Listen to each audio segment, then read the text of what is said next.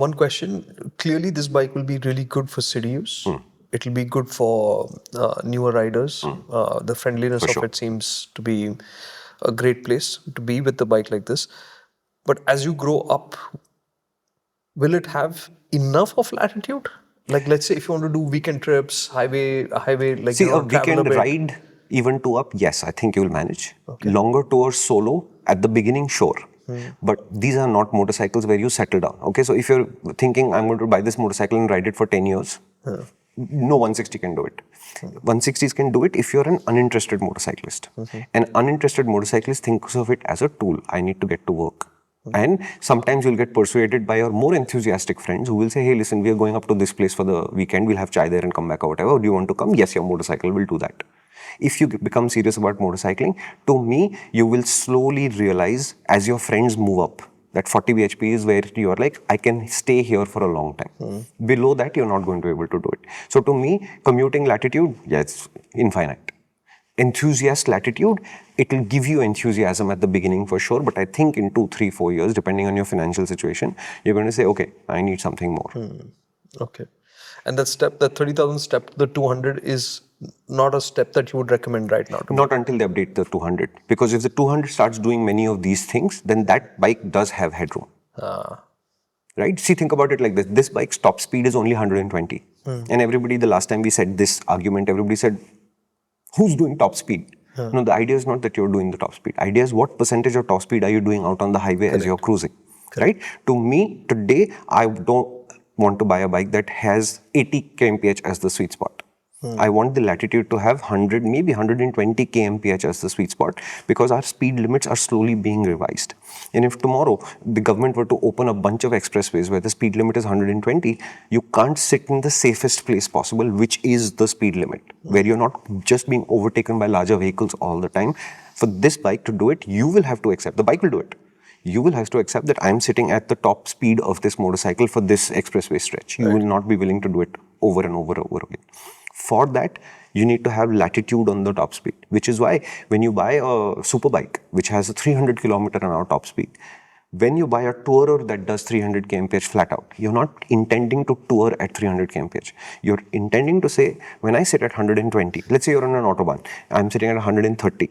I am not even at 50% of the performance of the engine. So the strain level mentally, the strain level physically, and the strain level mechanically are super low. So this machine can do this for a really long time without tiring me out or getting mechanically worn out. It's that buffer that you're buying into. Correct. And to me, a 25 bhp machine, which has a top speed in the 135-40, will sit at 90, not feeling too strained. A 160 can do it, but there will be a sense of strain and you'll have to accept it. And the flip side of this is, if you're 22 years old, your sense of I can take this strain will be stronger than somebody who's more experienced who will say, I can, but I just don't want to anymore. Yeah, correct. That's it. Absolutely.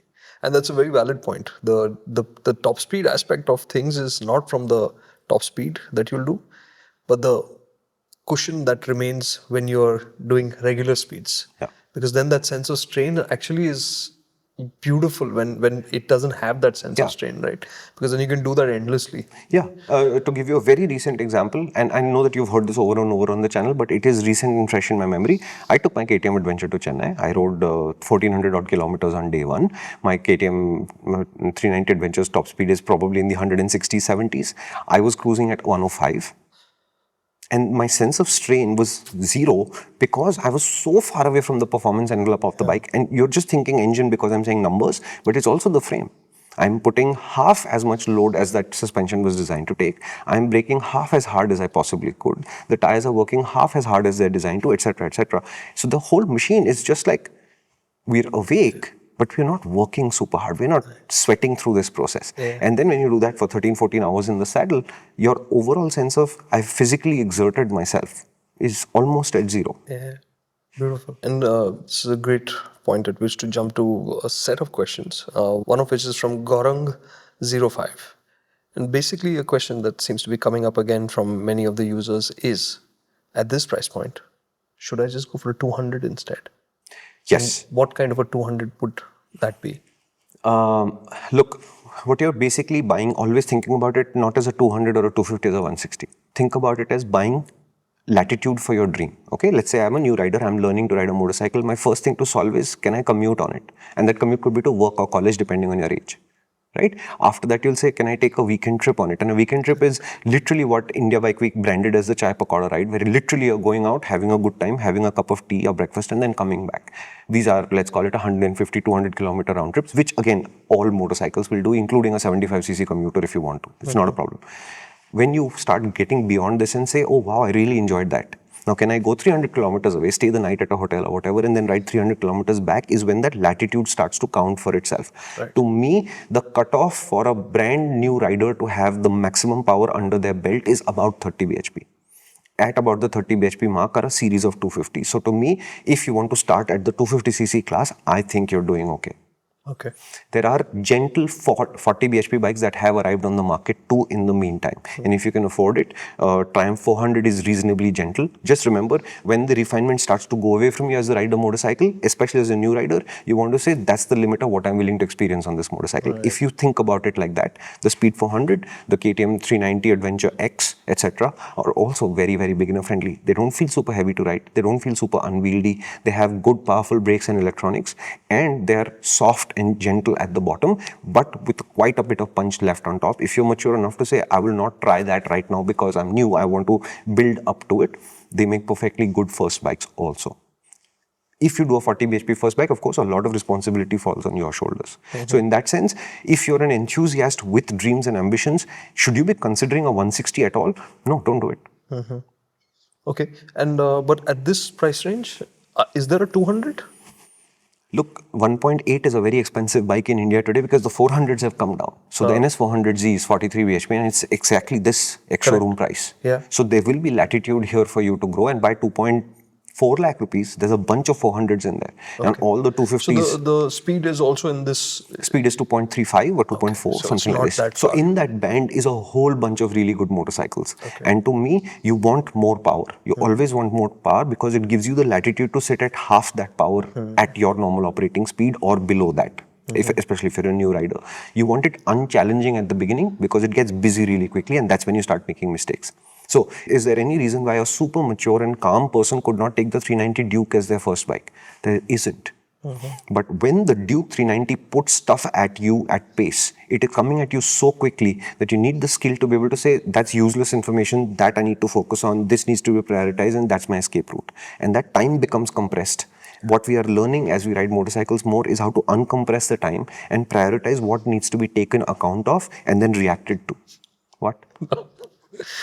What you were saying is so true, because on faster bikes like the Duke, what's happening is you're getting so much information, and then what comes in is your ability to make good decisions. Yeah.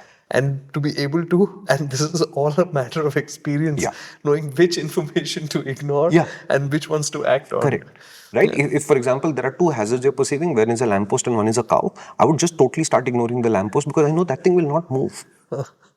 Right? But if you're coming in at, let's say, 100 kilometers an hour and you've never done 100 before, you can see both hazards and you're basically saying, oh, the lamppost, oh, the cow, oh, the lamppost, oh, the cow. And in that time, you're consuming distance. You're getting closer and closer and closer to the hazard, and the number of options you have to escape that situation are falling dramatically. And that's the problem with a fast bike. It's not unsolvable. And maybe you're genetically capable of solving it on day one, in which case, please go get yourself a Fireblade as your first bike. I don't care. But for most of us, it's not how it works. You remember that example I gave on Disconnect? Now, Disconnect is free to watch on the app. So if you're watching this on YouTube and you're wondering what's going on, season 3 has been live. We are at episode 11 or 12 as this says, maybe more. But you remember I told you I was riding the Kinetic Honda, my brother-in-law's Kinetic Honda. I was 16, 17, something like that. So we were inside a compound and I hit the brakes for a speed breaker, but I forgot to roll off the throttle so the scooter won't slow down. That's the kind of rider error that happens because in my head, it was a really busy situation. Yeah. Now, 35 years, 40 years later, I look at it and say, what was so busy about it? There was a field on both sides. There was a narrow tarmac road. There was nobody around, no pedestrians, no traffic, no oncoming, nobody behind me. So it was a big white field and one speed breaker in the middle. But for me, as an unskilled rider, it became so busy because I didn't spot the speed breaker till the last minute. I wasn't looking far enough ahead that I went for the brake and forgot to roll off the throttle. Right? And that was a what? An 8 bhp scooter? Now ram that up to a 50 bhp bike. Right? you'll hit the speed breaker with the brakes on, with the ABS fighting with you and the throttle on all at the same time, and you may not have learned to hold on to the bike well. I don't know what happens next. That's why you want to start slow. And slow doesn't mean 6 bhp. To me, you can start at 30 bhp. Pay attention. It's not slow. But there is room there for you to say, hazard, process, solution, escape.